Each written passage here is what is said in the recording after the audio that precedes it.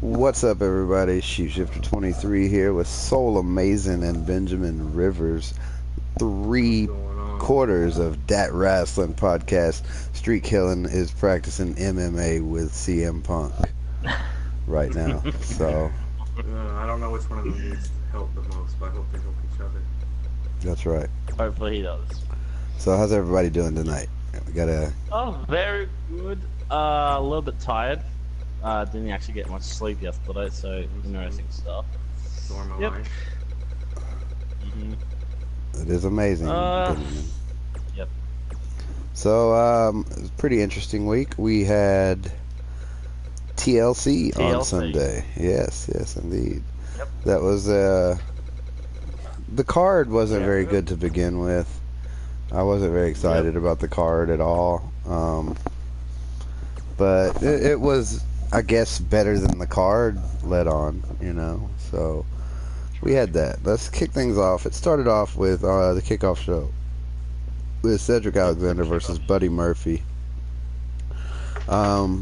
This was a good match. It was probably better than most of the main matches on the card. Feels like it could have been on the main card and probably would have elevated it a little bit. It feels a little bit less good, just because of the fact. Guys always put on a good show. Yeah. So the result of that match was Buddy Murphy defeating Cedric Alexander to retain in his first title defense, or his first, at least high-profile title No, defense. it's actually his second title defense. Well, that's what I meant, like his first high-profile, kind of big one. After that, we had a ladder match with a suspended guitar, Elias versus Bobby Lashley. Basically, a lot of interference from Leo Rush, but Elias was able to get the guitar, and and then the ending of it. Bobby Lashley was the one standing tall at the end, even though Elias got the win. So, kind of, bittersweet, and not very entertaining or good. And I don't think this is Elias's fault or necessarily Bobby Lashley's fault. I think the problem here is they're both too similar in style to really mesh well. They're both slow workers, so you kind of need somebody fast to keep up a better pace, to almost feel like they're, running circles around them, and the advantage that Elias or Bobby Lashley would have would be the power. Big guys versus big guys can be really slow and plodding and methodical and not very enjoyable. Even with the added stipulation of the guitar on top, that just seemed kind of forced and corny to me. You guys' thoughts on that? Yeah, when I actually first, saw this match on at TLC, this match, as you did actually, and of course, say before, it was slow, but there was some interference by Leo Rush. Leo Rush, the most annoying person with his voice. My God, I'll get onto that a little bit later. But Leo Rush, I think at one point, Elias was about to hit Leo Rush with a ladder, but I don't know. But I would have rather would prefer seeing Leo Rush versus Elias in that ladder match, not Lashley. Lashley, he's I don't know, since he actually made his return, he's got more slower and just it's just stupid now. They're pushing. Yeah, I would've. That's actually just my thoughts on that match. Okay. So next up was the mixed match challenge. R-Truth and Carmella versus Jinder Mahal and Alicia Fox. You could tell just by who was in this match who was going to... Well, it was in here because it was the conclusion. It was the finale. But, I mean, you could tell Just by the competitors, exactly how this was going to go. The only thing otherwise could have been like just being assholes and letting Jinder Mahal, Alicia Fox win, but that would have just been, yeah, because WWE likes to do that, and it wasn't a bad. But this should be a blatant slap in the face. Oh, definitely. This was This was only saved by the little joke spots and the little dance breaks and stuff like that. That's the only thing that saved this from being like a bad thing, because and nothing against R-Truth, because R-Truth is usually really great in ring. And this was all Jinder Mahal, man, and Carmella and Alicia Fox don't really help. Carmella was better as a heel with just her bad attitude and stuff like this. Now she's just like a glorified cheerleader, and she lost depth of character to me. Like, now she seems like worse off as a character than she was before. She seems less defined now. Like, she's just this brunette girl who dances with R-Truth and does the floss every single time. That's like the only move she knows, apparently. I feel like they're wasting Carmella's actual talents. She should be in a role like Alexa Bliss was, or like she previously was. I think that was the best place for her. She got a lot of attention and credibility from that. But nothing against R-Truth. Again, R-Truth can do anything and make it worth watching, and that's one of the only reasons this was worth watching. Thoughts, guys?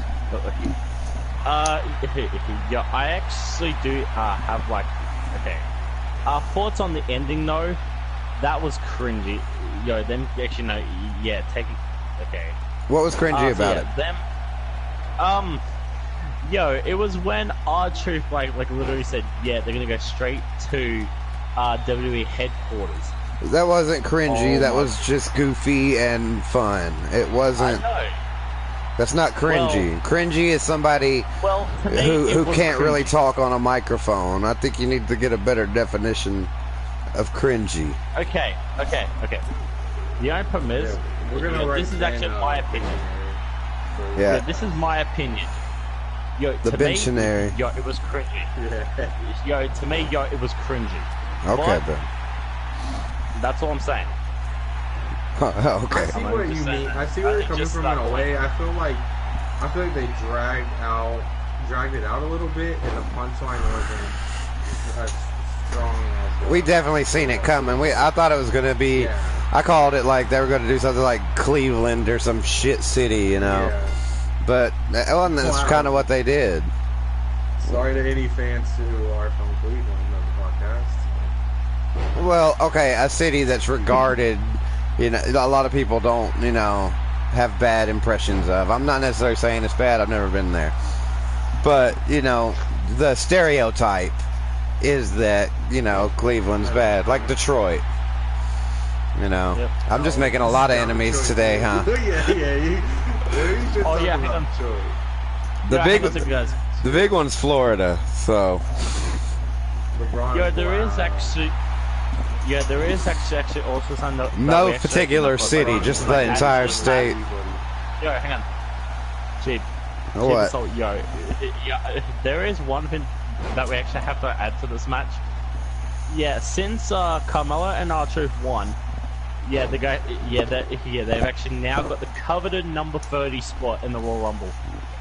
What's your thoughts on that? I want to hear you guys' opinions on this. Your thoughts on them, R-Truth being number 30 again? It doesn't really matter that much, but I'm pretty excited about R-Truth though. R-Truth though. I mean, knowing the WWE, they're just gonna screw him over anyways. But definitely. I hope it's at least funny. If he just comes in and gets eliminated immediately, I'm fuck that. But if he gets lost or something, or comes in the women's rumble. 30 at the women's. He's going to come in the women's rumble. Number 30. Yeah, but Carmella's going to come out and run out there and tell him he's in the wrong place, that he's going to go back. So that'll be funny, but he's definitely not going to win the Rumble. It would be amazing, and I think very reaffirming that WWE was committed to giving the fans what they want, because I really do think that the fans would enjoy. There's a part of me that's hoping for that, but I'm trying not to get my hopes up. I'm definitely not getting my hopes up, even with the promise WWE recently made. Yeah, that was it was just a little fun spot to brighten up the pay-per-view, and I think it did its job, even if the punchline at the end fell a little flat. That was, just kind of writing and dragging it out a little bit too long. So, overall, not too bad. The next thing... The next match. Yes, Ben, the next match was a triple threat match. Was Go ahead. Usos versus the Bar versus the New Day. We have seen this match, and I have to honestly now just say, these three tag teams. We have never seen this match. What a match they put on. No, what a match they put on at the pay-per-view. One of the best matches in history, I'm sorry. Hands down. Better than the whole, what's that match? Yeah, better than the whole, mixed match challenge, yeah. Honestly, in my opinion, I didn't think it was that good. No, not look. It was good. I'd rather see the New Day and the Usos alone. They put on way better matches. Yeah. They carried pay-per-views for like 3 months. Nothing against the Bar, but I think the Bar would be better off on Raw. Yep. Same. I think they're... But then again... Well, there's a lot going on Raw now, too, and you can't just keep trading the titles between the Usos and the New Day. I understand that. But you've got Sanity. You've got all these other teams. You got the brand new, now the new team for SmackDown. The Good Brothers, Gallows and Anderson now, making that SmackDown debut, so it could be interesting. Yeah, just to see them in the tag team division. Indeed. Yeah. So, not a bad match. The Bar comes out ahead, defeating the New Day and the Usos to retain the title. I did feel like a title change was going to happen here. If I were a betting man, I would have bet on it. So I'm glad I didn't. But I'm not too disappointed, but I would have preferred the New Day or the Usos to come out on top. Just for, it doesn't seem like a change, but it's a change, and it would just continue to add to the very, very impressive resume of either team. Very true. So moving on to the next match, we had tables, ladders, and chairs. Braun Strowman versus Baron Corbin. So this was not very well done to me. The having everybody, it was so predictable, and the beatdown thing just seems kind of, I guess it's payback, but at the same time, yeah, for what Baron Corbin did to all those superstars. It seems so forced, and it's literally WWE making Baron Corbin their scapegoat for their failures. This is not. This is. I understand the reasoning behind it, but after it was all over, you could just see in Baron Corbin's eyes, he's just looking up at the ceiling this is it. This is it. This is it. Yep. Yeah, I'm done. Well, and I don't mean that in a good way, Ben. Baron Corbin is a legitimate asset to WWE. I feel like he's going to be relegated to I think he's probably fine too. But I think for a while he's going to be kind of off the radar, just so he can lose the heat that they've put on him. He's probably the only person with genuine heat that they've tried to actually put heat on. Usually when they try to put heat on somebody, it goes the other way. it has went 100% the way they wanted to, just because they blamed him for Raw being bad. I don't necessarily agree with that. I feel like they could use Baron Corbin in all types of situations. Maybe a good reset button for Baron Corbin would be to go back to NXT. Would be to go back to NXT and legitimately take the title, run with the title for a while, and then go back to Raw or SmackDown once he's gained back some popularity. I don't agree with this go back to NXT thing. I always will look at it like a downgrade. Not to be a full-time superstar. It's like being in the I NBA thought the same. And being moved back down to the D League. Like, no one's gonna care. Like, I just feel like it's a downgrade. Like, the objective is to make it to the main roster. So to move back down is to be considered a downgrade. Okay, so yeah, so when you actually just said they're that, already so stacked as superstars, it's not fair to take someone off of Raw, put them on NXT, and put the title on them.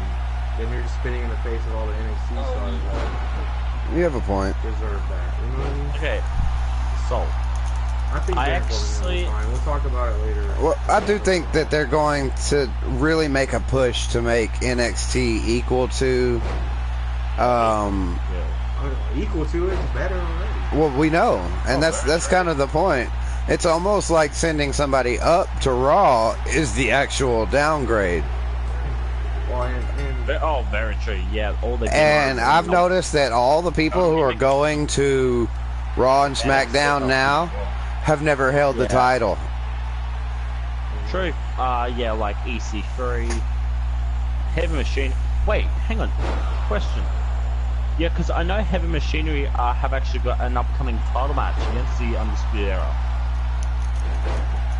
So if I've been lose because of the push, it's just gonna be a really good match on their part. Somehow they're gonna give them recognition and make them look good because they're about to get moved up. Yeah, well, okay. Yeah, well, we actually also did see a return from Kurt Angle, the former general manager, which actually also helped with the beatdown. So, thoughts on Kurt Angle returning at TLC? Any thoughts? I don't know what it means for the future, but it was pretty cool seeing that. I actually just had a Kurt Angle Funko Pop in the mail a few days ago.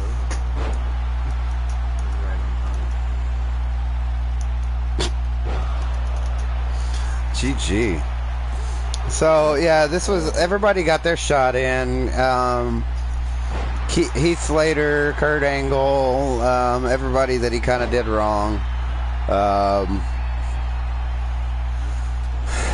I guess for the fans who generally don't know kind of how to look at it from an outside perspective and from a creative perspective, to see that Baron Corbin actually did do a good job of what he was asked to do. I guess I can see how it was probably a good decision to do this, just from gaining this perspective of looking at it from the, putting yourself in someone else's shoes. It's harder to let go of somebody that I know is legitimately working hard and improving on a weekly basis, and them failing because something that was forced on them by creative. It seems a little unfair. I hope that he can build back up to a higher status later on. It's probably going to take a while though, so R.I.P. Baron Corbin, at least for the foreseeable future. I highly doubt he does anything of note for at least 6 months. So we'll move on. We had the tables match with Natty and well, hold on. The tables the tables match with Natalya and Ruby Riott, tables match slash Fathead sponsorship ad. Basically, they had a tables match with fatheads on the tables of Natty, and did they bring out the anvil table? Yeah, I didn't see. Yes, they did. Yep, Okay. They brought So. it out. Yeah, and also Natalia actually, I think this was actually during the match. Natalia actually brought out a table with Ruby Riott. That's what I said that part. I knew that part. She put her through the table with Ruby Riott on it. And like the fathead didn't snap in half, so like the legs were hanging off half of the broken table. But Yeah. this was just cringe at its cringiest. This is where you use the word cringy. I definitely have to like agree. There was no reason. Like, there's no actual payoff to put somebody through a table with their picture on it. Oh, I'll put you through yourself. That made it hurt more. It hurt your pride. Sticks and stones, bitch. This is, I mean, compared to the other women on the roster, they could have found a much better matchup, a much better story, a much better pairing than Natalya and Ruby Riott.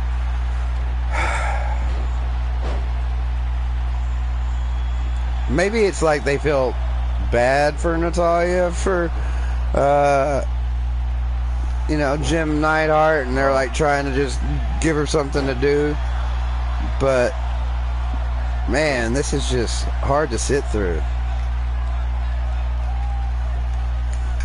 So, next up we had Finn Balor versus Drew McIntyre.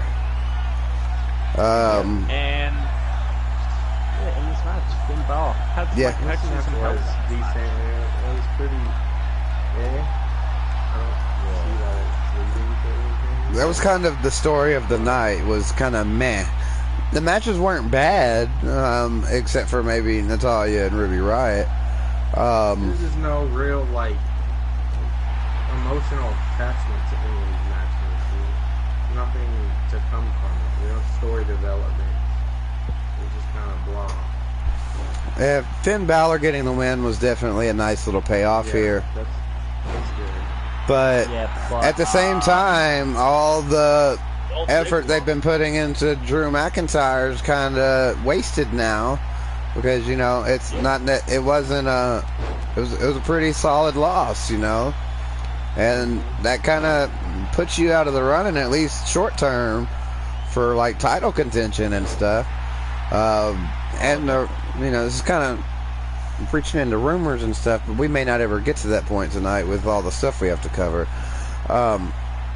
The rumors are that Finn Balor's in line for the big push now, so that does go in line with. I just want to see Demon Finn versus Brock Lesnar.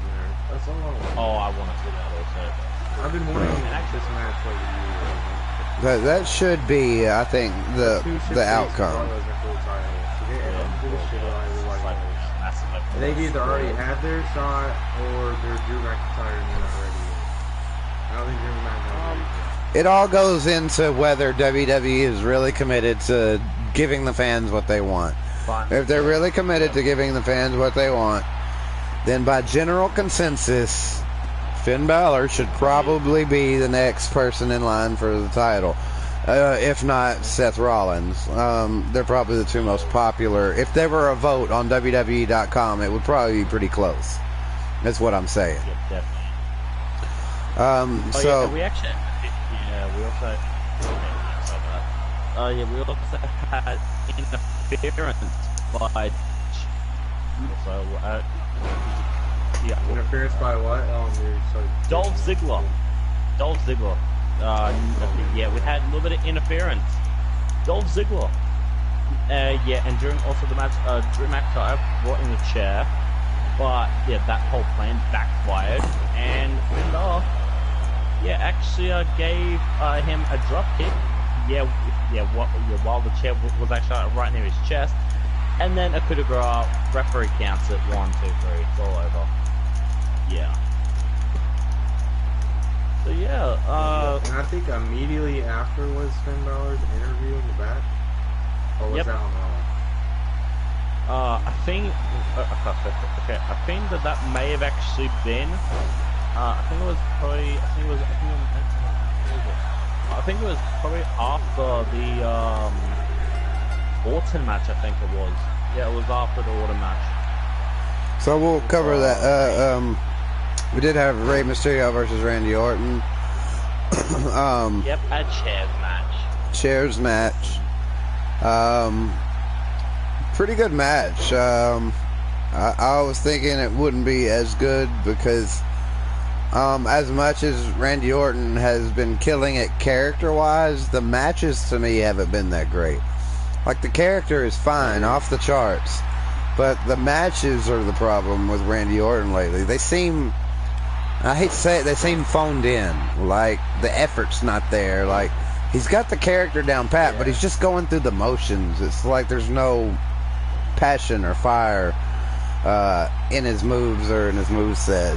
With Rey Mysterio, you can tell that the age is getting to him. The high risk isn't really there as much, and the moves kind of aren't as fluid as they used to be. So these types of matches for me now are more about nostalgia. So they should build them as such. If Randy Orton's going to be a legend killer again, then let him kill some legends, not just stick a screwdriver in somebody's gauge hole. You know, that's everybody keeps cringing at that, but it's probably the least painful thing I've seen Randy Orton do. Like, the dude already had a giant hole cut in his ear. You think Randy Orton's hurting it by twisting it around a little bit? It just looked cringy, you know. I mean, and I guess a lot of people, you know, still look at it and cringe, and I guess it was effective. But I knew it wasn't, and it didn't look good to me. You've got a screwdriver to somebody, and what you decide to do with it is stick it through their ear hole. You know, it's got a sharp, pointy end. You realize that, right? You could actually do some real damage with a screwdriver. It just seems like so silly. Yeah, just a little bit silly. But this is Randy Orton and Rey Mysterio. You can't talk too much bad about them because they are legends. They're guaranteed Hall of Famers. And, you know, you can't really tarnish their legacy with having slower matches at the end of their career or in the twilight of their careers. So you can't really knock them for that. So for what it was a very solid effort, very solid match. And I was happy with it. What do you guys think? Yeah, it was good. Yo, the ending of it though was, it was good. The ending of it was good. The whole Hurricanrana, like, from the chairs and then into the pinfall. Brilliant work right from Rey Mysterio on that part.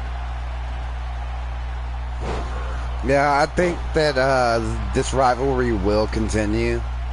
I don't think it's the end of Mysterio and Orton. I just hope that it's written well instead of just this back and forth and with no real story behind it other than Randy Orton just kind of being a dick. Next up, we had Ronda Rousey versus Nia Jax. I love the fact that Ronda Rousey is like middle of the card, and Becky Lynch, Asuka, and Charlotte were the main event.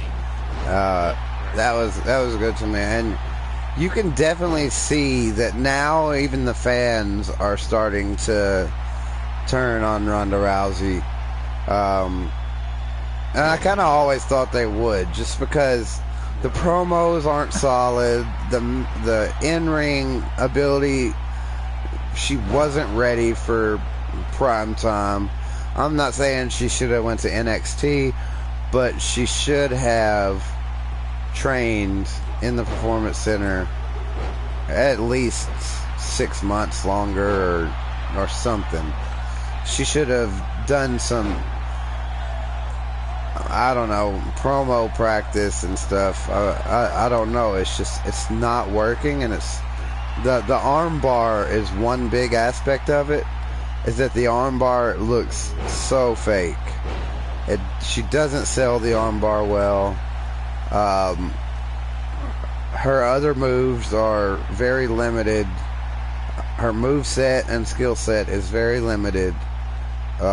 She doesn't sell well. Her own like injuries and stuff, she doesn't sell that very well. So I'm a little concerned for the future longevity of Ronda Rousey in WWE, because clearly Charlotte and Becky Lynch have a bigger following and more traction.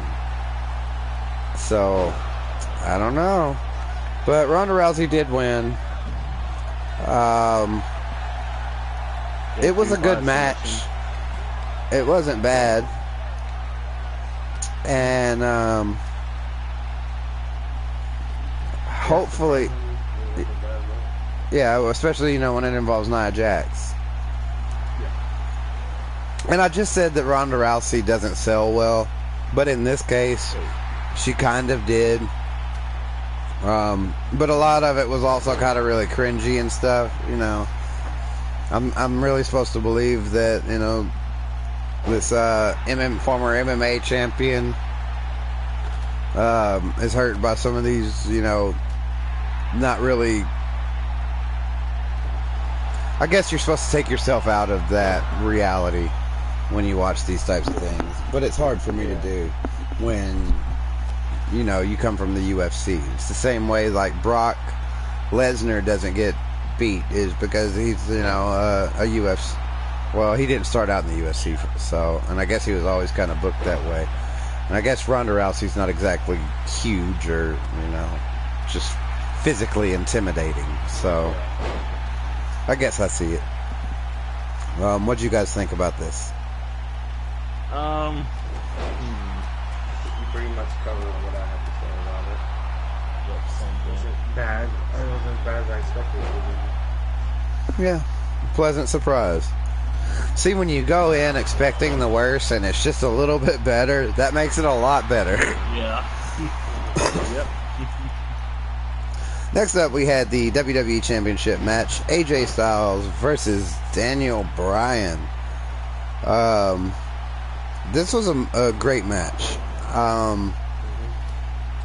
I expected it to be, but then I halfway expected it not to be, because I still don't like the character Daniel Bryan is putting off right now. I just can't get behind it.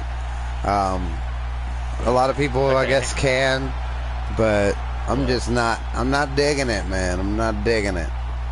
Well, yeah. Well, he's not the he's not the Daniel Bryan. Yeah, he's the new Daniel Bryan. And even that name is like, oh my god, no. Why did WWE have to turn him heel? No. Yeah. The clean win was nice. The actual finish to me wasn't really a counter from a schoolboy pin or a roll-up pin. Yep. It seemed very anticlimactic. I don't really like the wins where it's just like unless it's a complete underdog rolling up somebody and getting in a sneak win or something like that. That I understand. But in a big high-profile match with two huge superstars, just getting a roll-up victory on somebody just seems like such a pulling the carpet out from under you. Just kind of, you thought you were going to get some exciting finish, huh? No, we're just going to do the most basic kind of finish we can. A big roll that was very like with the Miz winning with brass knuckles against Daniel Bryan. Oh yes, yeah, that's what kind of you guys felt about that match. Yep. Just like yeah, a very similar feel. So I don't think. Well, I think this is temporarily over. So that Daniel Bryan can, face some other people and get a little bit more momentum going. Maybe have a a program with somebody leading up to SummerSlam and maybe retaining after SummerSlam and then going on to WrestleMania for some kind of big matchup. I don't know quite who just yet. I'm trying to think of somebody, but I'm not really drawing any big names right now from SmackDown. Well, okay. Well, I know why. Okay, this is what I mean, right? Sometimes, like, okay, why in the hell did the Miz? Just like popped in right in my brain. It was like straight Miz. Why? No. I don't think it'll be the Miz. Well, I don't know, because if... No, it won't be the Miz. Because the Miz is in the middle of this weird Shane McMahon thing. The company, but I want it to be somebody different. Well, right now, with WWE on this, we're giving the fans what they want, Kick. It's not going to be the Miz. I would really like to see R-Truth win the Royal Rumble and get a shot at the title. I think it's very possible. At least a short run, at least a couple of weeks. For WWE, I think that would be a good thing. I think it's very possible. Appreciate the show again. To know that it's possible and that the title's not going to just rotate through 3 superstars on each brand over and over all year. We've only seen a handful of people become champion on both brands this entire year. I have something in my throat going on. Well, spit it out. We'll see what happens. Hopefully next year, I'm really hoping for 2019 to be a much better year for WWE. Fingers crossed. We'll kind of probably delve deeper into that when we finish up with the pay-per-view and just kind of talk about the big promise. So the Intercontinental Championship match was next. Kind of out of order, you know. You have championship match, the main title on a show before the mid-card title on the main show. It's like a little slight, we're still better than you. Intercontinental is the main. I know. We all know this. But at the same time, you know, that's how it goes sometimes. So Seth Rollins versus Dean Ambrose, a very boring, basic match. The crowd. I'm surprised Seth Rollins didn't take to Twitter to gripe out the fans. This is probably the worst thing I've seen, thing too, but this is probably the worst match I've seen Seth Rollins in since I started watching wrestling a couple years ago. Honestly, I can honestly say that. I think he's had better matches with undercard superstars. Yeah, when you know, I'm not blaming Seth Rollins. Yeah. When 10,000 plus people are all chanting boring, or this is boring, you could just see the frustration on their faces once that started happening. They're like, we're just doing the best we can with what we were given. Well, they're not used to that. They're both very loved superstars. Like, especially Seth Rollins. Like, you see the look of disappointment and shame on his face when they were doing. Like, he was really hurt. He's not used to that. He's the most cheered for superstar of the freaking show. Like, 2 things here were the problem. The main problem is Dean Ambrose. Rivalry. Don't say it's the whole heel turn. Don't even. It is. It 100% is the heel turn. Dean Ambrose didn't have a heel turn. Dean Ambrose didn't have a heel turn. He just had a change of personality. He was always supposed to be kind of heelish, do whatever he wants to, lunatic. That was always kind of the thing. Anti-hero. I've said it so much. Anti-hero does the right thing. Yeah. True. It's just, it's so bad. The gas mask and the attitude. It's falling so flat. And the worst part is them dragging Renee Young into it. Every time they do it, it's just so cringy. I'm so tired of them breaking kayfabe in that sort of fashion. Like, oh, you live together as your husband. You can tell us what's going on. Like, no, this is an alternate reality. Like, stop using that. Oh yeah, definitely. For your commentary, like, it's annoying. Well, and her just kind of using it. Wait, wasn't there actually like a main like Corey Grace who actually said like the whole thing? Actually, that was on Raw. Oh, okay. Okay. Wait, what'd you say, Ben? I'm sorry. No, because it was like, hang on. Okay. Okay, so yeah, I don't know like who actually like said it, but I think it was like Corey Graves. Yeah, he was like, okay, so yeah, so the entire whole during the whole match, I swear to God, I think I may have actually heard like Corey Graves like say about it like probably a couple times, and I was like, Corey Graves, shut up, and just like and just go straight down the freaking match, right down the middle. Don't be freaking like, well, yeah, don't actually be, of course, like, don't worry about whatever else, about the whole relationship. They're always like, we're doing this.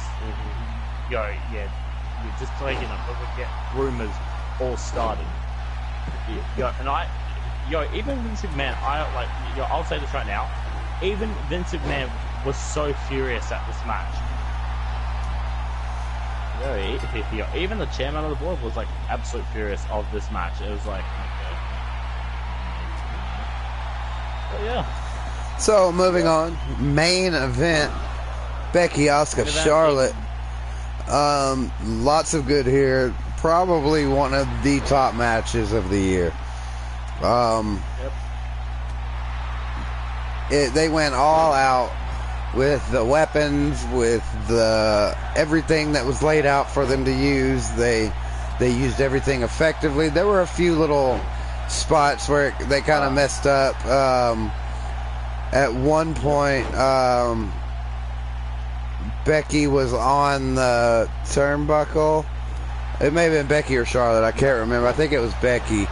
And Charlotte. I think it was Charlotte. Asuka was not close enough, and she's like, closer, or something like that, and you could like hear it loud. She like had to tell Asuka like the instruction, or that you're too far away, come closer. And then like she still didn't, so she's like, fuck it, I'll go for it anyway.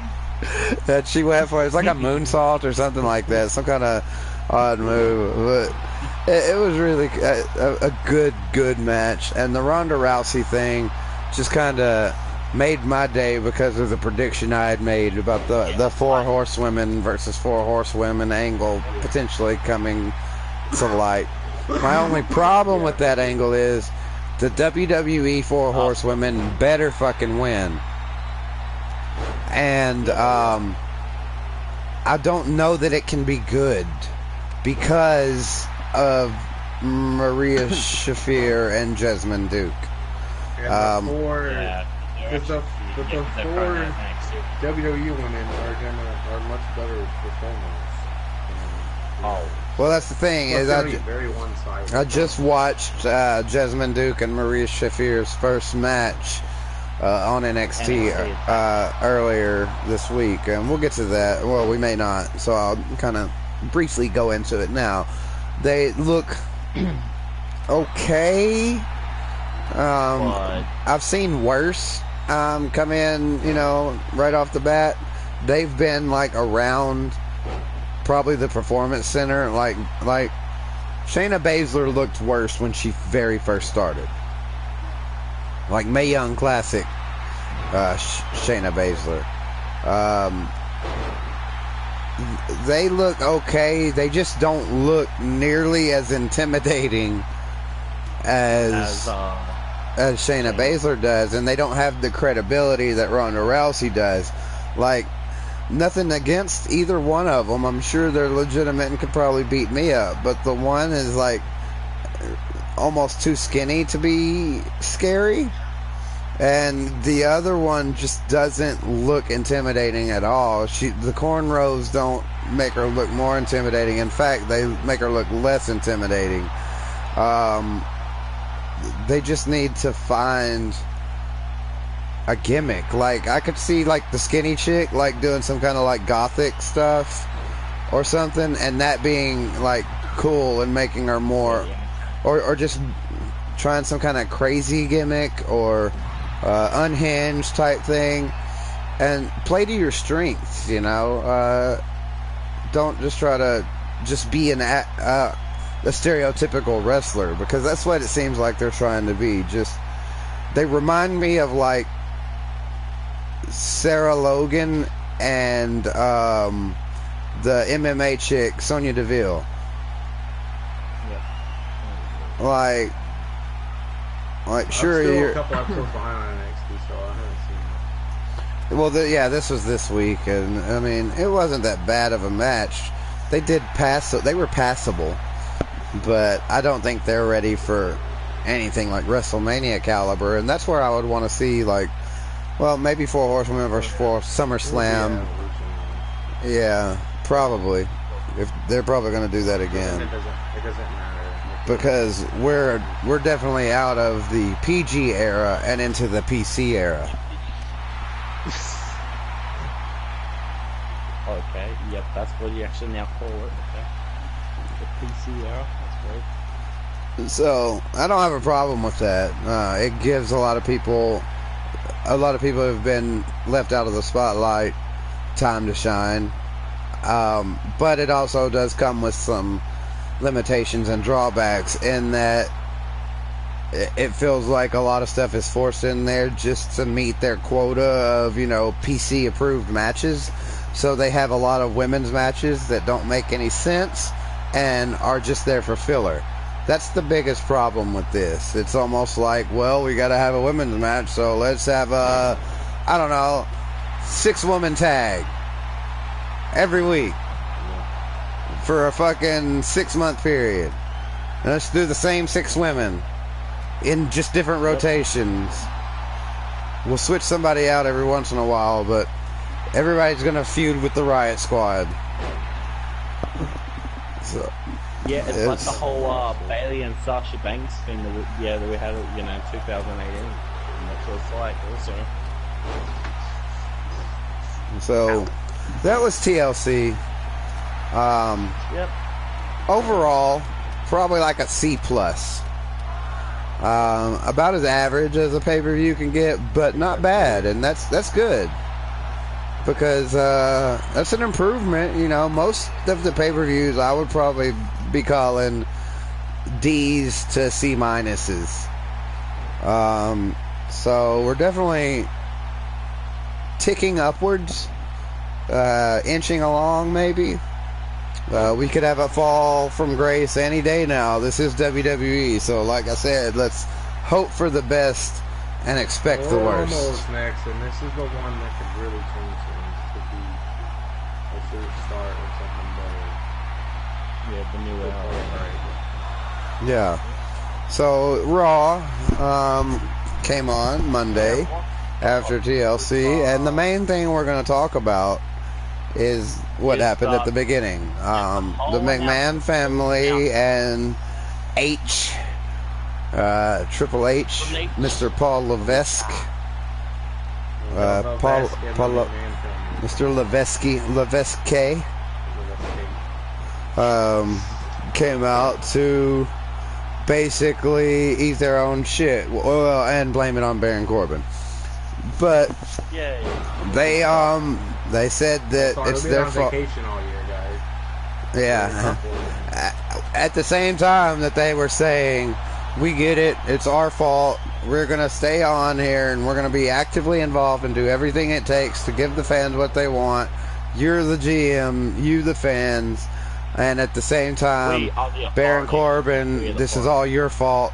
We didn't mean what we just said about it being our fault. You did all this. So let's just do what we did last week to you, except again in more of a bullying way. So it seemed like I'm like, he already got the punishment like he deserved. I feel like he got roasted by every freaking everyone. Man. Every man came out there. And, I forgot. It's now no disqualification. Oh, all right, it's a handicap. Oh, I forgot. It's a handicap match. No disqualification match. Oh my god. I actually call this now the payback of every superstar, like in the back, waiting to, of course, like trying to get that, trying to get all their revenge on Baron Corbin for what he has put them through for the last 3 weeks. You know how look, I can see this whole thing, but here's how I would have paid this off. Well, this is actually best for business. That's fine, Ben. I'm not even talking about this. I'm saying if we went with the same angle, I would have just changed this little bit on Raw. Instead of having him face, one person and everybody come out, oh, I forgot it's this match. Oh, I forgot it's this match. They just put him in a match with Kurt Hawkins. And then no. God damn it, Ben, shut up. Whoa. Shoot. Stop interrupting me. Sorry. Look, I'm trying to tell. You're just stopping me in my tracks. I'm trying to tell the story. So they say Kurt Hawkins is your opponent, and then maybe they can do the one of them come out, or all 4 of them come out at once the one time, and and after he comes out and he thinks he's gonna get the big win and everything and all that, oh, by the way, we forgot, it's a no disqualification match, and then all the guys that came out and beat him up the last week come out and just stand on the side of the ring, and he just kind of flustered. They never actually touch him, but he's so concerned about him that Kurt Hawkins gets a clean win over Baron Corbin. That's a good time to use a roll-up thing. Yeah, and before that, like they show they show the footage of when Kurt Hawkins had like the taco party or something. Y'all remember that? It was like some kind of taco or something he brought out there and had it all set up, and Baron Corbin came out there and flipped the table, like shoved taco meat in his face or some kind of shit. It was pretty brutal. I was like, damn. So I think that would have been some payback for Kurt Hawkins. A well-deserved and perfect placement and timing for that win to make it not so scathing of Baron Corbin and more fun and enjoyable. I'm not really a Baron Corbin fan. I just appreciate the hard work and effort that he put into it. I don't want Baron Corbin to be the world champion, but I do want to see him succeed in what role he's cast in, and I feel like they just kind of threw him under the bus in this situation, and it feels I feel bad for the guy. Like, he was doing good. You're Raw GM, that's going to be something that people will never forget, We remember every Raw GM they've ever had, pretty much, because they make us remember. They're in flashbacks and Hall of Fame things, and they're in every little bit of the culture that we follow. We know who Teddy Long is because of that. We know who John Laurinaitis is because of that. We know who all these people are. Lillian Garcia, people that we would have never cared about because they were GMs of Raw and or SmackDown. And that's going to be something that people remember Baron Corbin for a long time, good or bad. People don't remember Lillian Garcia as being a good GM, but they remember Lillian Garcia as being a GM. But did you just say Lillian Garcia becoming a GM? Not Lillian Garcia. I'm sorry, the Guerrero. Vicky Guerrero. Vicky Guerrero. I don't know why I kept saying Lillian Garcia. Okay. She's like the announcer lady, right? Yeah, I just let it go because I figured maybe it happened during time period. Yeah, and she's like done a few wrestling, but she mostly's like on ESPN, isn't she? Yeah. She was a ring announcer. Yeah. So, damn, my bad, guys. So, yeah, Baron Corbin got all that. Okay, so now, as far as the promise that the fans will get what they want and all this, I have a few points to make and that, you know I rag on, and we collectively, except for Ben as a podcast, rag a lot on the Revival. One word. What one word? Yeah, the one person that, I'm just like, I'm not going to mention now his name because, well, to me now, he is like in that, useless. Ben, we were not talking about that at all. So, yeah, we were talking about the Revival. Okay. So, we rag on the Revival a lot. We make fun of them. Soul and Street, like, legitimately probably don't see. I've defended them before from a technical standpoint and from their ability as wrestlers. I don't necessarily like their character, but I do. You would be completely blind if you couldn't see that there's a very, very large percentage of the fans who really like the Revival. So, I can understand the Revival going over here and getting that important win and title shot, because there is a very large fan, and if they are truly going to give the fans, quote-unquote, what they want, then that would probably be the right move as far as tag teams that are on Raw. And that's why you saw the same trend on SmackDown with Luke and Gallows kind of getting a bigger push. Fickle. So that is a general sign that. Shame.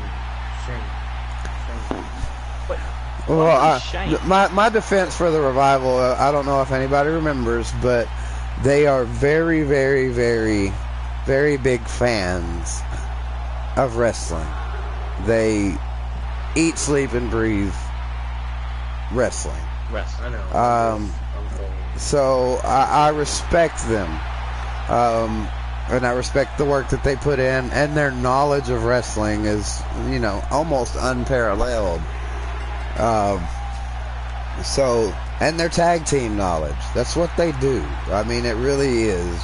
And they could really bring back that kind of heel style of focusing on one body part, which was what they used to kind of be their thing. And if they brought that back and that was their thing, they take out one body part and they focus on it and then they wear down their opponent, that would be a really effective thing to have and to showcase and to bring back classic things that were very good storytelling tools. It's a very good storytelling tool to focus on one leg. If you've got somebody that can sell well, that's amazing. You can take down a much larger team. It makes the Revival able to go up against, ALP or something like that. And I feel like that could be how they go over in that type of situation if ALP gets their title back, which I don't think they will.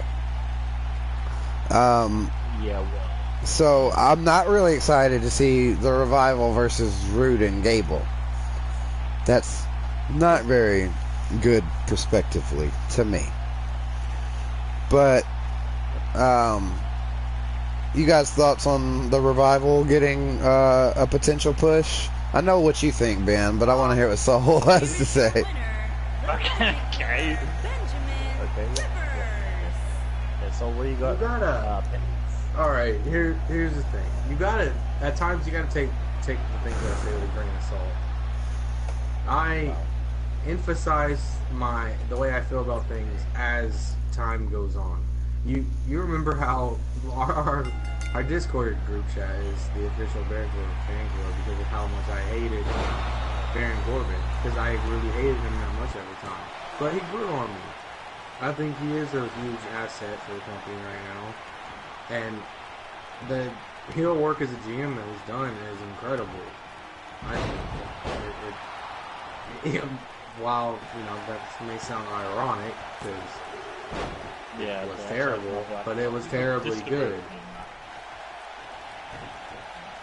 You disagree? Why? I am actually. Let me put it this way to you, Ben. If this had never happened, if Baron Corbin had never done all this bad, then we would never have gotten to the point where we get this big promise and they give the fans what they want. Without the bad, you can't have the good. That's why they needed Baron Corbin. They had to have somebody fill that role. When you cast a movie, you have to cast a bad guy. People have to not like that bad guy or the movie doesn't work. If the movie works, the bad guy, hence the actor, did a good job. Okay, the only reason why that I do not like Baron Corbin now is for what he did at Crown Jewel. Now I just you guys already know what my reason behind is what I have at Crown What did he Jewel do at Crown Jewel? When he actually screwed one of a big title upset and one person who should not have actually got the title back, but Baron Corbin being an asshole. Quit being vague. What happened? Don't tell me that one person who did that one thing and didn't deserve to get that title back. He did that thing. Okay, I don't remember. I don't remember what happened before TLC. Can I say something?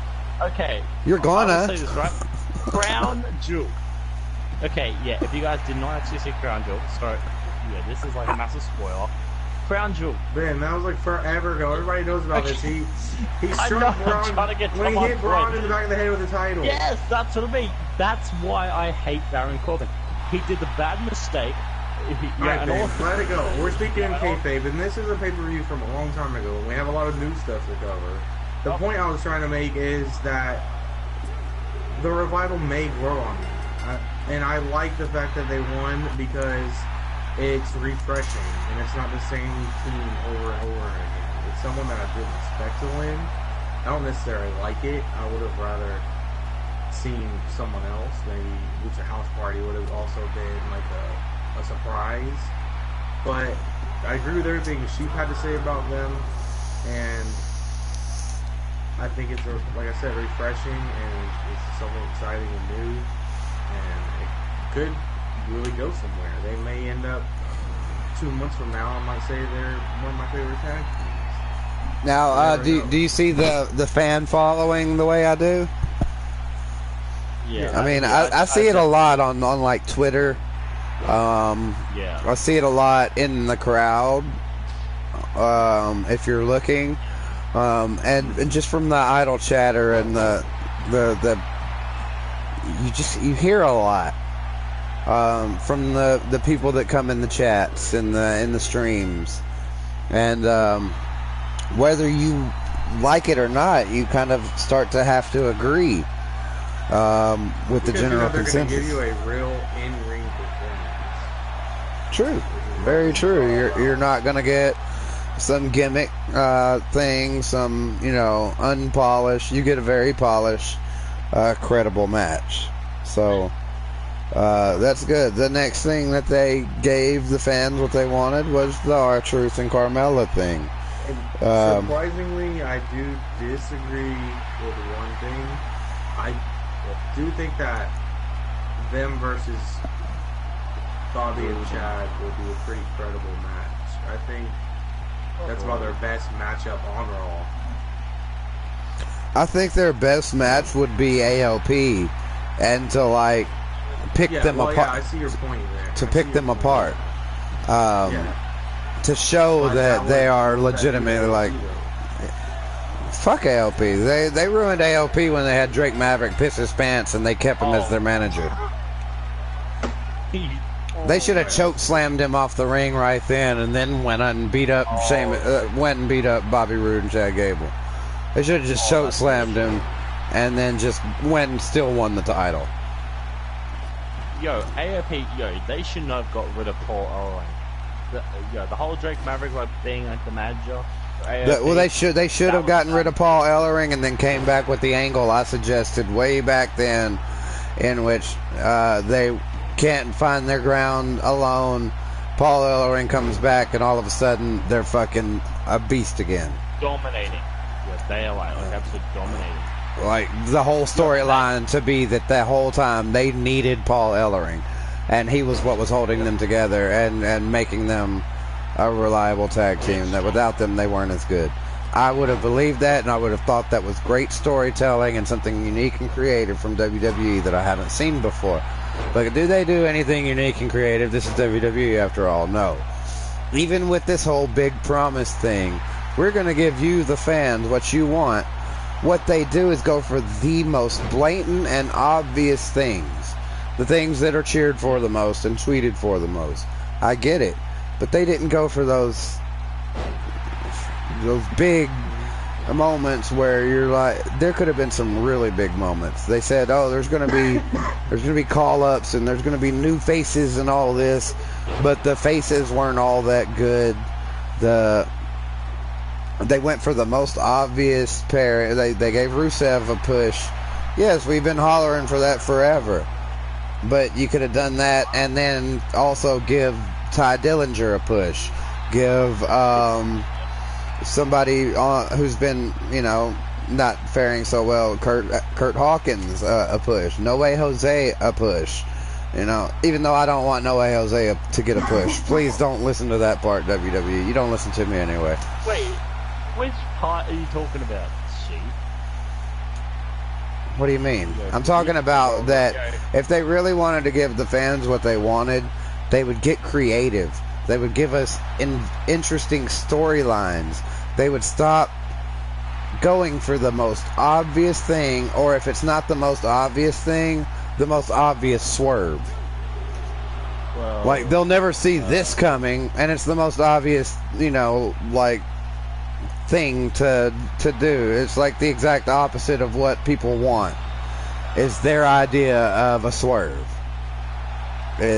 Whatever the fans want, a swerve is the exact opposite of that. Whereas it should be like an M. Night Shyamalan thing. Like, you mean the whole time it wasn't even, this person, or, the whole time they were under the ring?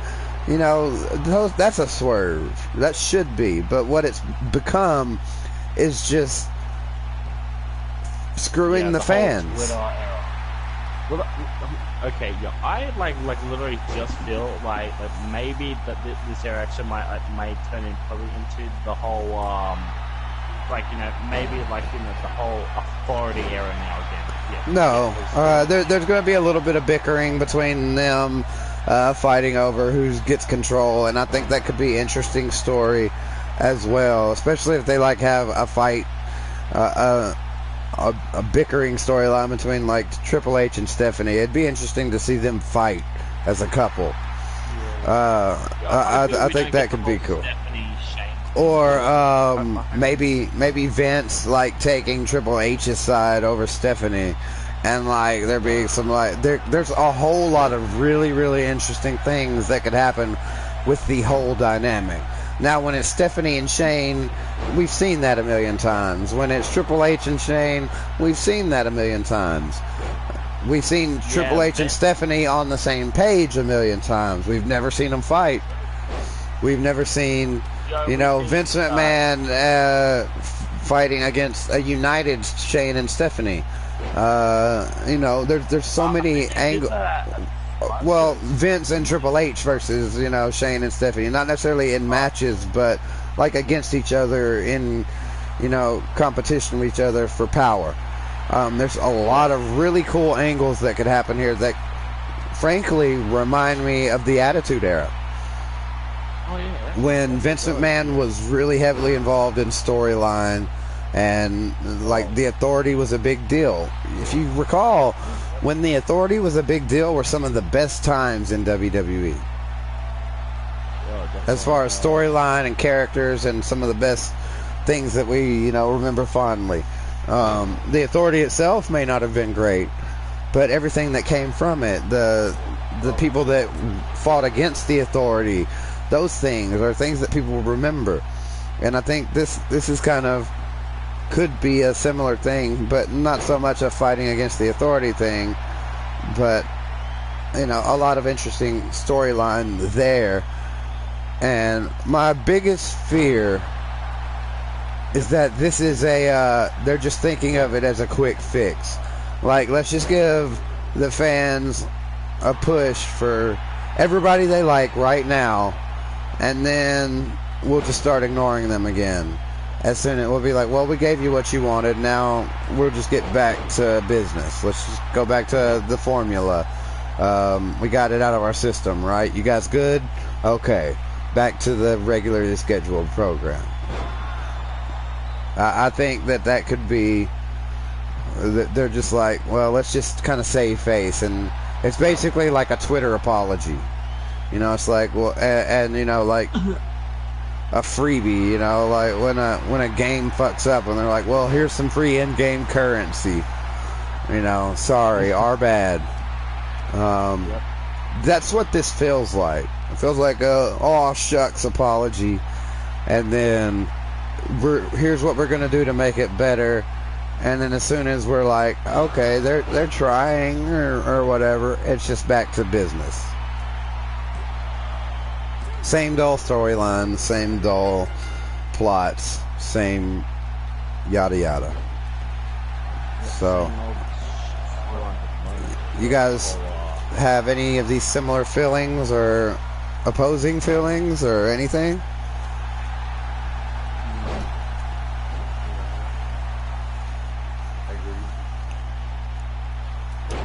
Yeah. Who else did they give a push to? One that I don't agree with. I don't think she's a fan favorite. I don't think it's anything that the fans really wanted. Natalya winning the gauntlet. Yep. Yeah, the whole gauntlet. Yeah, that was retarded. Like, the fans don't. That ruined the entire opening speech for me. Yeah. Also, to end the show on that, and then right before that, I mean, it was a whole hour for women. Bravo. Good on you, WWE. You gave the men a gauntlet match earlier in the year. This is the PC era. It's only fair. Give the women their match. But not Natty. And, I mean, I hate to just keep picking on Natty, but they've got such a depth of talent on that roster, and she's not on that level. She is a dynasty wrestler. She's a legacy. She will be in the Hall of Fame. She cemented her career and established herself as a WWE legend. That's nothing, no questions asked. But it's time to step into a different type of role. It's time to be a producer. It's time to be a talent scout. It's time to be a trainer at the performance center. It's time to take a vacation, go home, feed your cats. They're probably hungry. Yeah, a million cats she has. Yeah, you know, do some cat shit. Not literal cat shit, cat stuff. You know, grow some catnip. Start a catnip garden. Take some time for Natty. Yeah. Find a man. Yo, they could have actually, they could have actually had, like, you know, they could have had anyone else win that whole gauntlet. But not anybody else. Like, not Ruby Riott. Sasha, Ember Moon, maybe Mickie James, I don't know, but yeah. I think what WWE should do is put in an applause-o-meter. Like one of the meters that it goes up depending on how much people are clapping. And whoever they're clapping for, like right before the match, the referee does like a little thing like they do at rap battles. But they do it before the match, like, you want this guy to win? Yeah!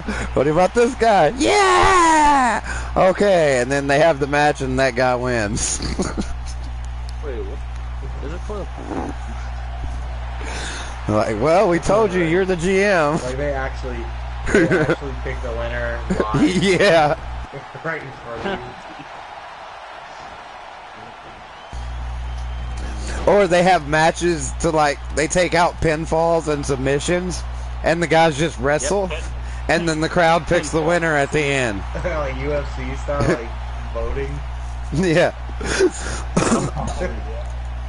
They do it like how they do the little things on Who Wants to Be a Millionaire. Like everybody has a little pad under their seat, and they pick A or B or who wrestled better.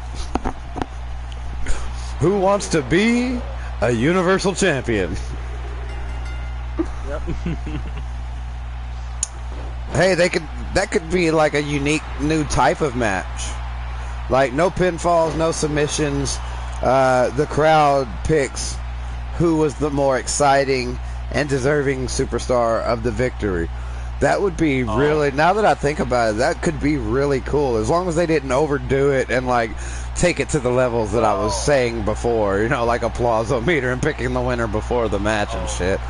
But if they like once or twice or like had a special pay-per-view where no pinfalls, no submissions, no countouts, no disqualifications, the crowd picks you decide, you're the referee, live, vote live, you know, through an app, like you could be watching and vote from home on who you thought was the better superstar.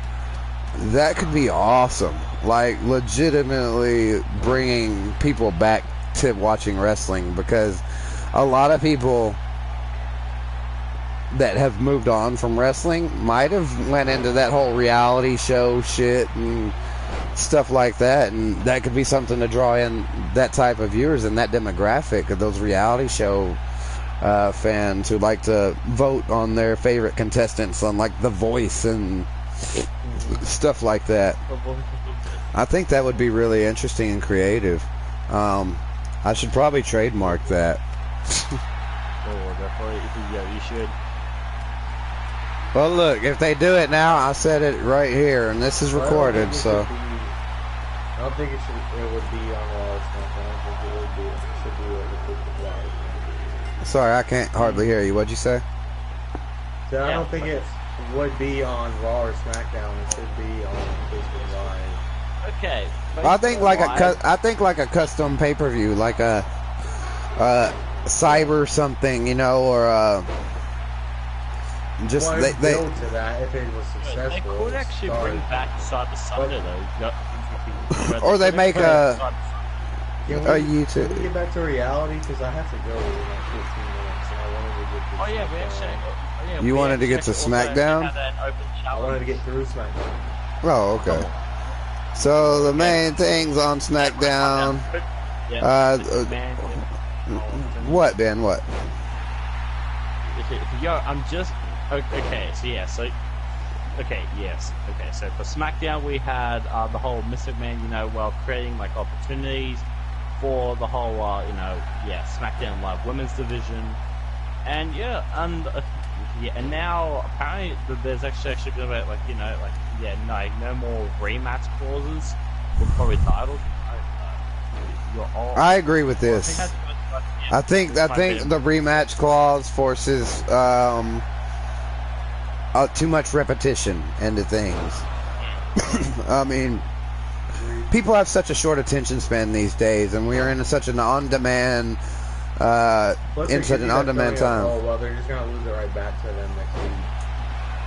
Yeah. Or you know, we want things so fast now. Things have to be faster paced. They stole this from WCSW. That's true. I started that. No more rematch clause. You lose, you go back to the back of the line. They stole that. So they're not only watching us, they're watching us individually. Oh, yeah. Well, I did start off with rematch clauses, and then you had your rematch, but if you lost your rematch, you went to the back of the line, and if the person who had won the title, lost it back. They went to the back of the line. So there was only one rematch guaranteed, and then after that, whoever won that match was the champion, and then that other guy had to go back into the pool of contenders. So that's kind of how that works. So SmackDown started off with Paige stepping down as GM, and then basically saying that she'll still be around, I'm assuming as a producer or like an interviewer or something like that. Or, just kind of doing, hi, I'm Paige here doing a special little thing from, blah, blah, blah, the Performance Center to talk about this and this, or to promote WWE and stuff like that, basically to go out and do PR stuff. Yeah, do you actually see her maybe probably doing commentary? No. Okay, thank God. Yeah, because that was actually, I think that may have actually been like a right from a rant. I was like kind of wait.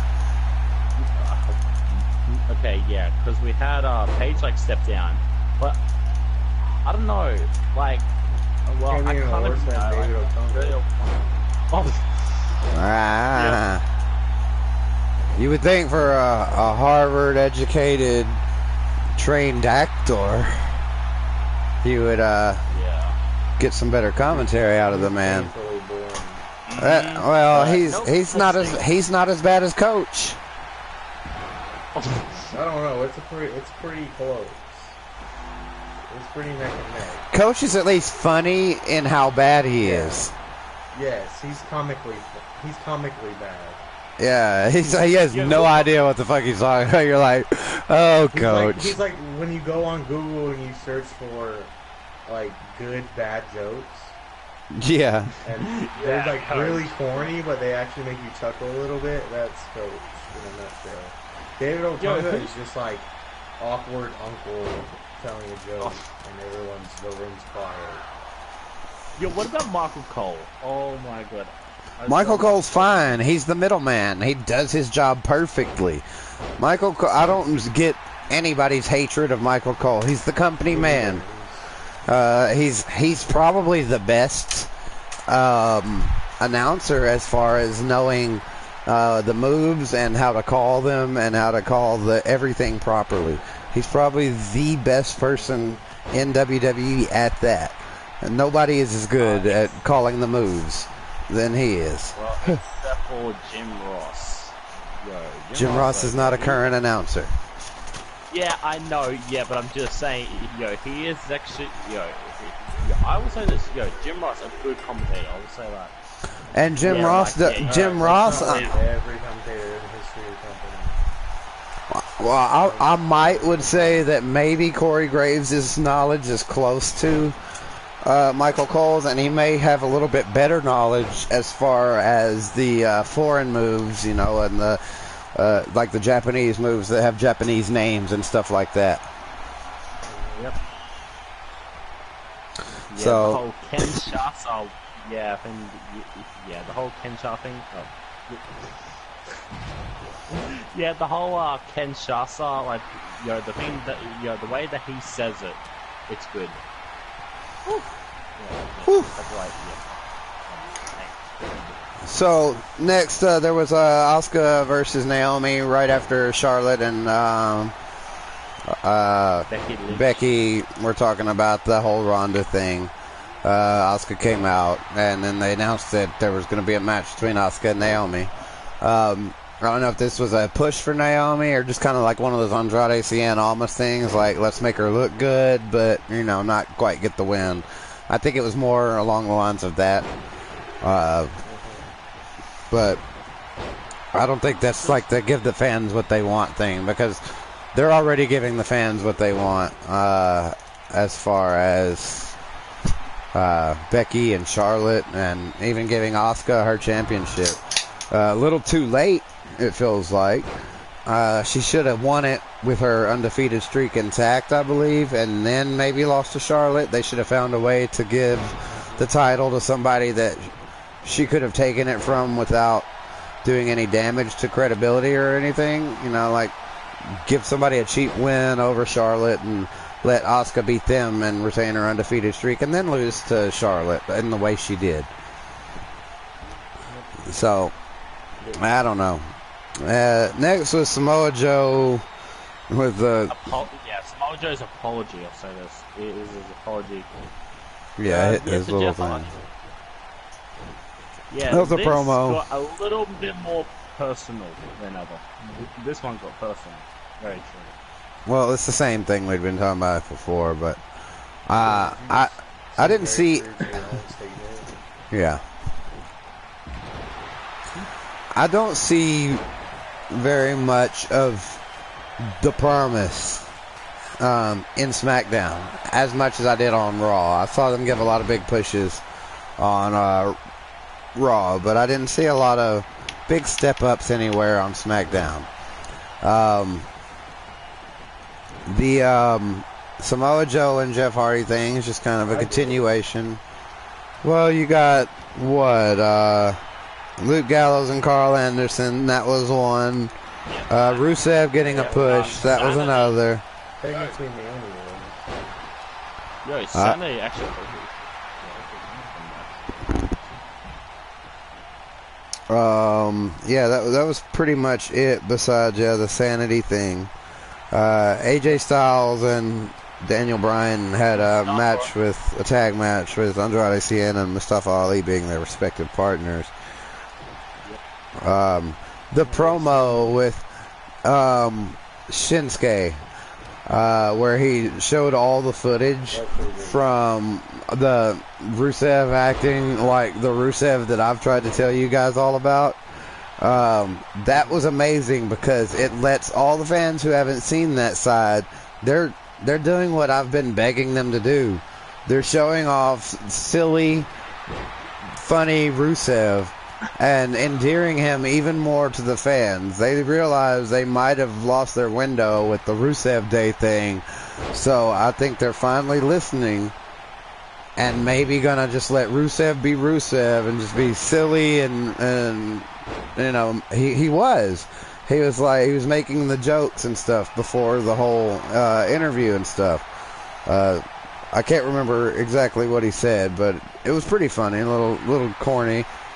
But that was him, you know, and being him. And that's what they should have done.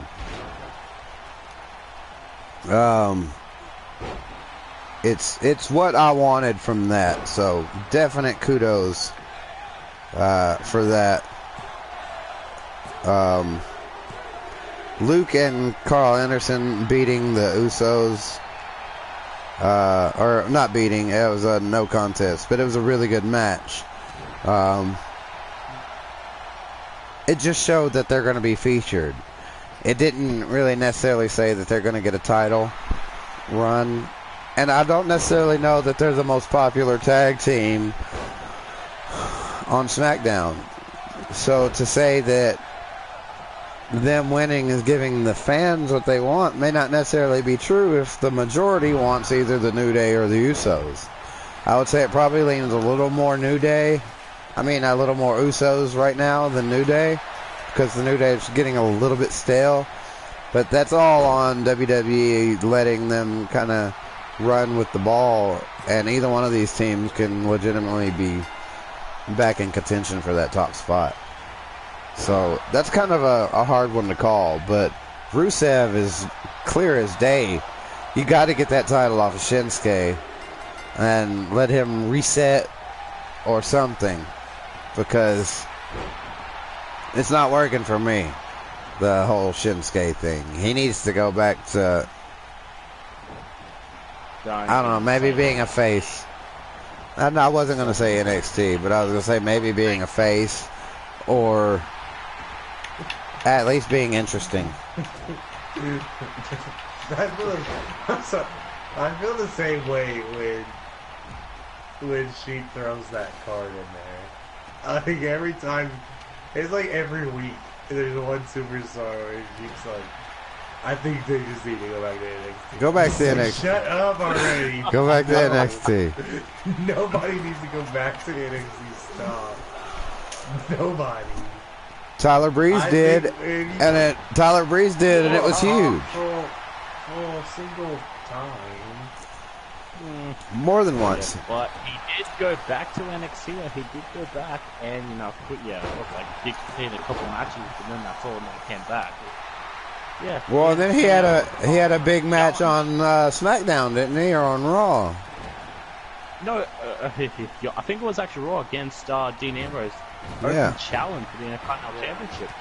Yeah, but Yeah, he lost it was in a couple of minutes. Well, yeah, but he did. It wasn't a couple. Well, yeah, all of them were a couple minutes, Ben. But it was actually a pretty good showing, especially considering, you know, he's not considered in the same card territory as, you know, say Dean Ambrose. You know, Dean Ambrose is probably considered an upper card guy to at least mid card, and you know, Tyler Breeze is squarely at the bottom of the card. As much as I like Tyler Breeze, that's where they have him. You know, you can love somebody all you want, but you can't deny where they're placed if it's obvious. So I hope this is a change in pace, and they literally give some people who have been drowning in the roster a chance to shine. They let some people really have fun with their characters. They really listen to the fans. They put out the women's tag titles on both brands. Women's tag titles on NXT. There's just so much that is clearly obvious that they could do. And they made a few of those changes recently. But man, I'm just so worried that it's just a band-aid. And they're like gonna fall back into old habits. They're like we're like stepchildren whose mom just swore this is the last time he was gonna beat her up. He's changed, I swear. You know, he's gonna be good this time. He bought us presents. Look, pizza. Mom says with a black eye.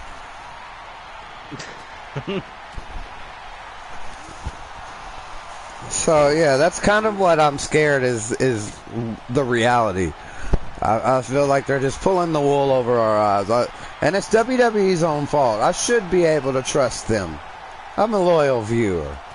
Watch every week. You know, I spend a good deal of my time reading about it and following it, even though right now it's bad. It's like being a Cleveland Browns fan. What? Do you Cleveland? Wow. Oh my God. Yo, Another shot at Cleveland. That wasn't a shot at the city. That was a shot at the team. They are legitimately. Well, this year they're not so. The city.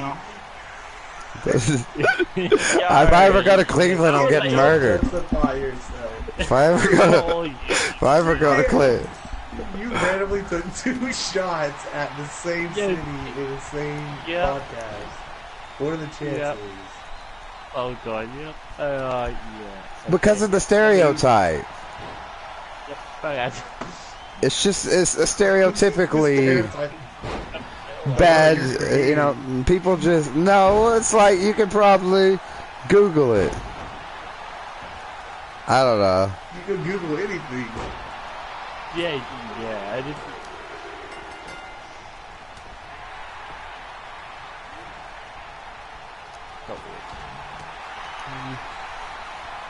Well, sir, the knowledge that I have of Cleveland is from the Drew Carey Show theme song, and they would disagree with you. Cleveland comes in at number 5 on 24/7 Wall Street's 2018 list of worst cities to live in. The list is based on quality of life factors such as home value, air quality, infrastructure, poverty, rate, education, crime, and other things. Ranks behind only Memphis, St. Louis, Flint, Michigan, and Detroit. I didn't know Memphis is at the top. Okay, so I'm changing all my bad city jokes from Cleveland to Memphis. I'm sorry, Cleveland. You're no longer the target or the brunt of my jokes. Memphis is now the worst. Fuck Yo, Memphis. so many shots just there. Yeah, you're right to Cleveland. Nope. Okay, it's good. Like, okay, no. Oh no. Get it? Because that's Cleveland. Peter. Yes, I know what it reads on. Alright, guys, I gotta get out of here. Oh, we covered everything. Let's not go right. Yeah, that was pretty. The Gallows and Anderson and main event. Main event: AJ Styles and Mustafa Ali taking on the new Daniel Bryan. that's another one where I'm not really. They do these all the time. Like, oh, let's have. Well, I thought at the end of the day, I thought it was a big push for Ali. Got a pinfall over Daniel Bryan, the WWE champion, after just 2 matches on SmackDown. That was only the second match. But the fans have clearly, for the most part, turned on Daniel Bryan. That move he did was pretty crazy. I don't think I've ever seen that done before. Wait, the 054? You've never seen him do the 054? Yo, he's done it in all his matches on 205 Live. Him, I've seen do it. I'm saying I've never seen anyone do something like that before besides him. And I don't watch 205 Live. The only time I've seen it's just a backwards 450. Yeah, I know, but it's inverted though. Like, it does look great, but he also missed the athleticism it takes to do that. Like, yeah, did you not notice the botch? Imagine yourself doing that. I understand. Yeah. I got it. It's very, but everybody's always pushing the envelope, and it is impressive. But it's not, one move. Well, I guess one move sometimes is enough to carry somebody all the way. But yeah, I get what you're saying. It's very exciting. I've seen it a few times, so maybe it's appeal is kind of lost on me at this point because I've seen it so many times. It's like, oh, there's that is again, Yeah, but that. Did you see the botch though, Soul, where he landed on his ribs? I did. Maybe not. I kind of paid attention off and on because I was trying to do other stuff. Oh man, he landed hard on like his knees landed hard on Daniel Bryan's like ribs, but apparently the story is that he hit him in the head and they were like worried he got another concussion. But Daniel Bryan had to actually be helped to the back. He says he's fine, but if you go back and watch it, you can like see like Mustafa's eyes look like a deer in the headlights because he realized he might have just hurt Daniel Bryan. And his career's just gone down the drain. And you can see he gets down close to Daniel Bryan. I'm pretty sure he's like, oh, shit, are you okay? Or something like that. And then they went for the, they got the finish out and all that. But a little bit of a scare there for Daniel Bryan. And probably a scare for Mustafa Ali as well.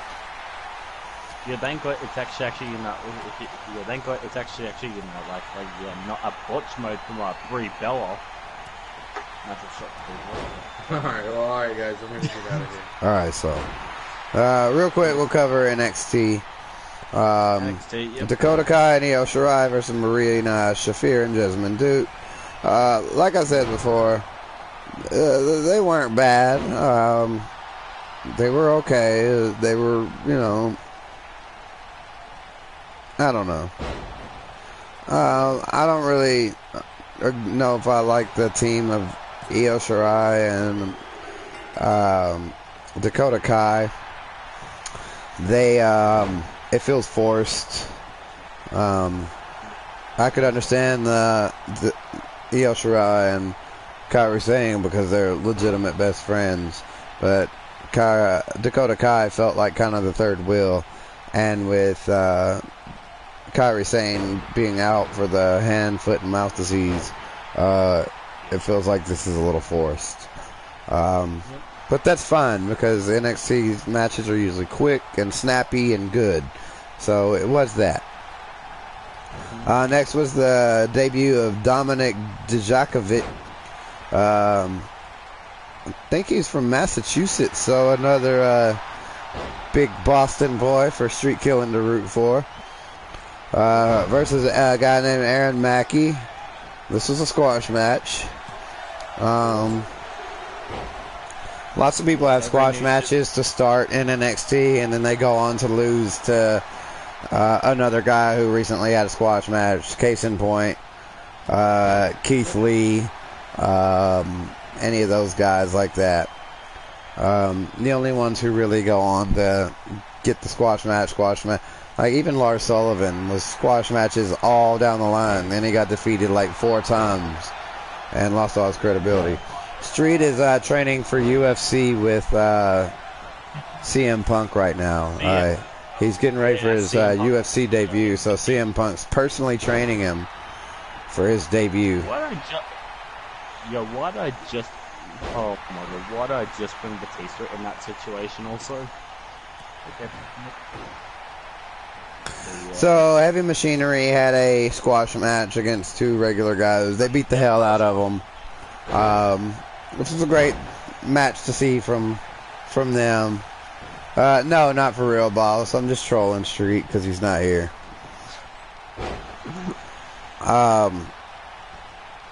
This was definitely fun. So we know that Heavy Machinery is not going to win because they're going to Raw or SmackDown. So whatever comes of this, it is what it is. It'll be a good match, I'm sure. Next was Aleister Black versus Johnny Gargano in a cage. Inside of a cage. And we actually also did see DIY. We spoiled it. I was going to build up to that. Sorry. Back and forth match between Johnny Gargano and Aleister Black. Both looking like they were going to escape at times. Both looking like both turning around from being able to escape and going back in for more to do more punishment. Great storytelling. Maybe not perfect in ring, but overall did everything it was supposed to do.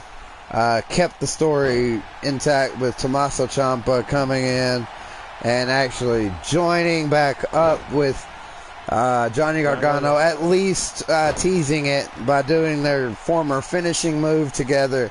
Man, DIY as a heel team could be very, very scary. Definitely. Could even take out Undisputed Era probably with the trajectory they've got since both going on singles. So definitely good stuff there, and good stuff definitely coming from the pipeline, especially now that the herd is thinning out a little bit. EC3 going to the main roster, Heavy Machinery going to the main roster, a few women going to the main roster. Nikki Ross, she should already been there, but the women's right girl, I'm like, whatever. No, she's not gonna go in. She's not gonna go anywhere in the main roster. Like, she's floundered. Well, I don't want to say that. She may do fine, but I don't like her character work. I don't like her, and she's got some good in-ring stuff. She's got the power. We're not really going to cover the tribute to the troops. That was basically, I mean, definitely support your troops and thank your servicemen, and we do definitely support that. But as far as match quality and storyline, there wasn't really anything to really discuss. Like, it didn't further any stories or deliver on any of the promises of a better WWE. It was just a glorified house show, a WWE live event. But definitely, you know, a good thing for the troops and to support the United States military. NXT was definitely good, and can't wait to see TakeOver. Phoenix. It's gonna be amazing. That was it. Did you watch NXT UK, Ben? Okay, I did watch like some of the matches. and then like and I think during like the entire rest of the show, I was just like falling like an absolute asleep. Okay, so Ben didn't do his homework, so we're not covering NXT UK again, I guess. Dang, Ben, no homework. Oh, hang on. I One job. Actually do have some like one job. Sorry, Sheep. Okay, I do actually have like some news going on. Sami Zayn, Kevin Owens might be returning to Raw very soon. But, well, we know Sami Zayn for sure. We've seen the video package. There wasn't a video package for Kevin Owens just yet. Royal Rumble would be a good time for either of them. I don't know about a surprise entrance. I want the surprise entrances in the Royal Rumble to be genuinely surprises. Don't be somebody you announced ahead of time is going to be debuting on the main roster. Don't let EC3 debut in the Royal Rumble. Let it be somebody genuinely that we can't. Oh my God, really?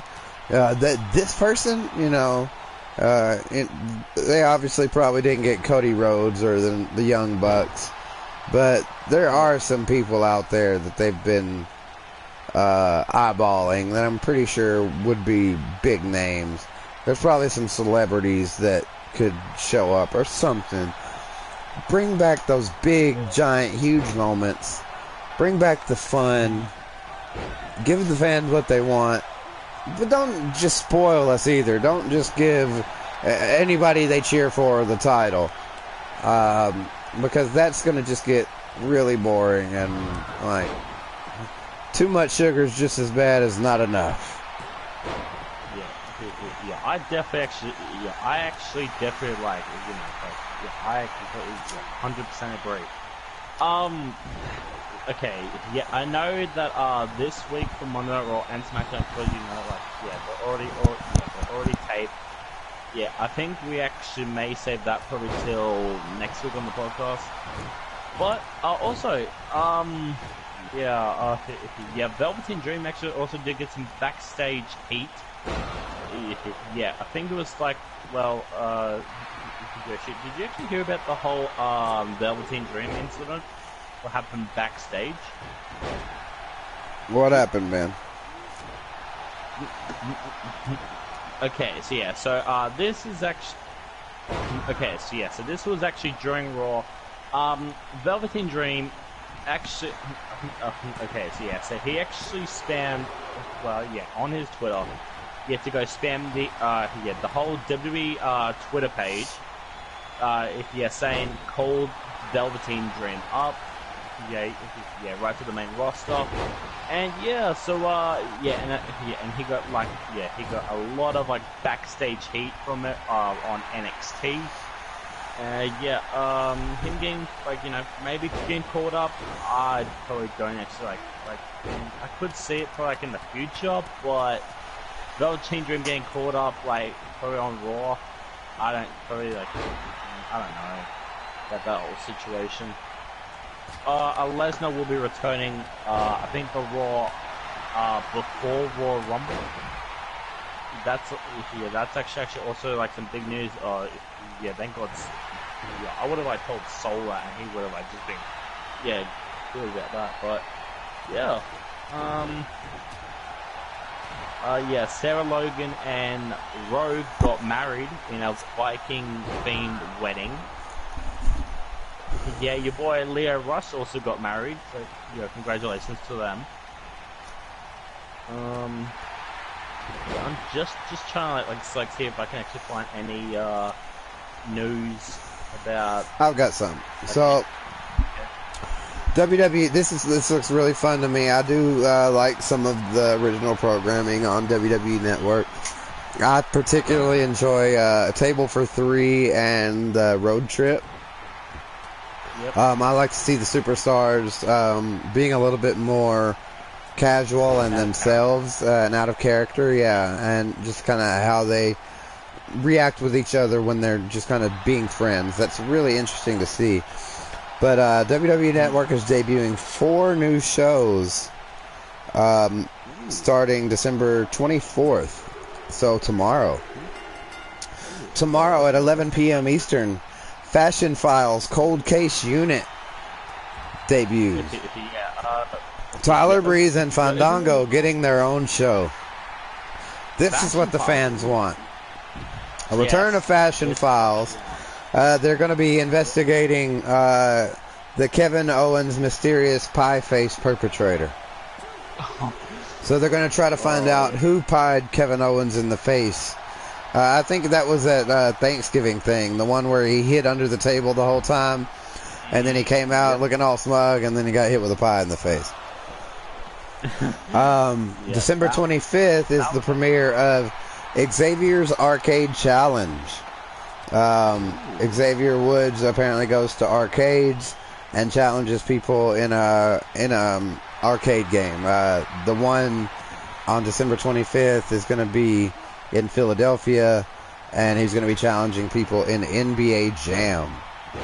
A classic game. I loved NBA Jam for Super Nintendo when I was a kid. December 27th, WWE Kitchen Smackdown appears. Okay. It's basically going to be Master Chef, kind of. So, there are guest judges. Looks like this one has Noel Foley and Mark Henry and some other guy, I guess, who's an actual cook. And it's going to be hosted by Bo Dallas. Oh my god. And WWE superstars are going to compete in cook-off challenges. And the judges, for guest judges.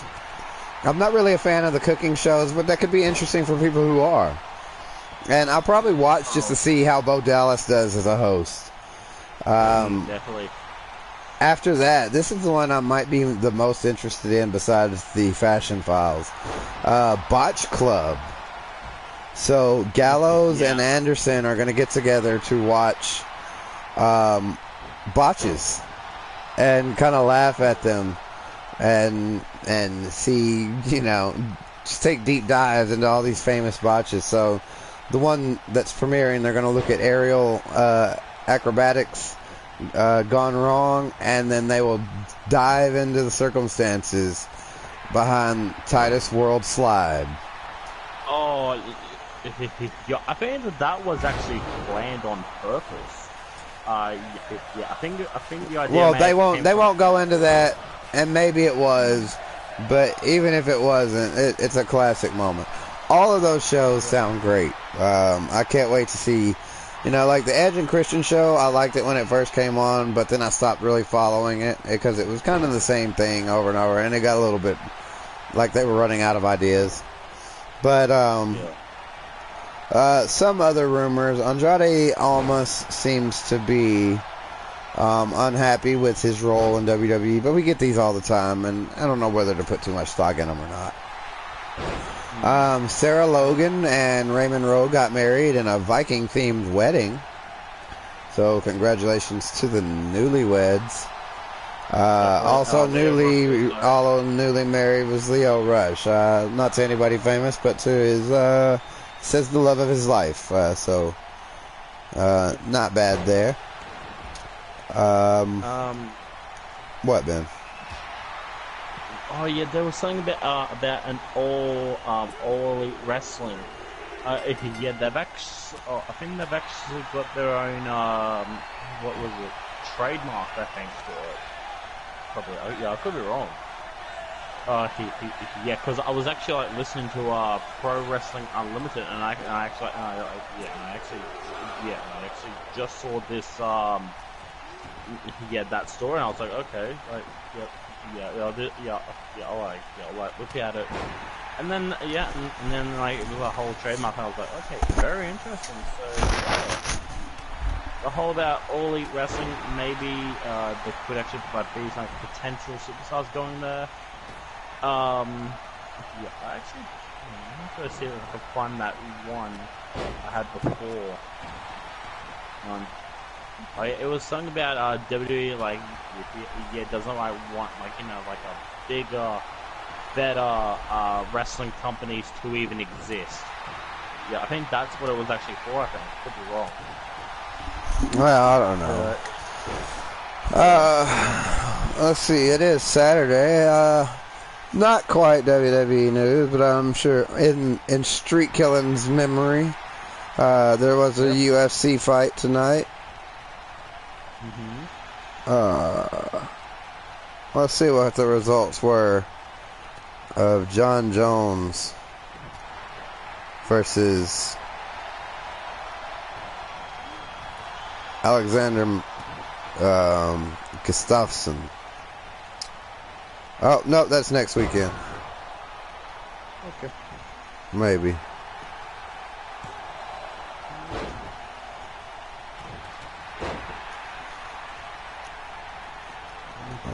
I'm just trying to find out, there's some more rumors going on, but lately, haven't found any rumors yet. Yeah, December 29th, so next Saturday. But it should be a great fight. As far as I remember, Gustafsson probably has been the best competition for John Jones so far. Much better fight than any of the DC fights. This is going to be a big one. One that I actually kind of want to watch, but probably won't be able to. So, okay, so with that being said, I think this is probably a good place to end the podcast. As soon as this match is over, we'll call it good. So, Paige gets denied after attempting to make a SmackDown Women's title match at Royal Rumble. I'm not worried about that. That's all just the kind of gossip stuff that's not really necessary. So, we'll be back next week, as always, Dat Wrasslin Podcast. Thanks, guys, for tuning in. We're always glad to see you guys come in here and be interactive and listen to you guys' opinions and let you guys hear ours. Hopefully, everybody will be here next week. We can have the whole squad here, cover everything WWE, Raw, SmackDown, NXT, and the rumors. You'll hear it here first, folks. Get our predictions and all that good stuff. This is Sheepshifter 23 here with Ben Rivers. Thanks, guys, for tuning in. Catch you next time.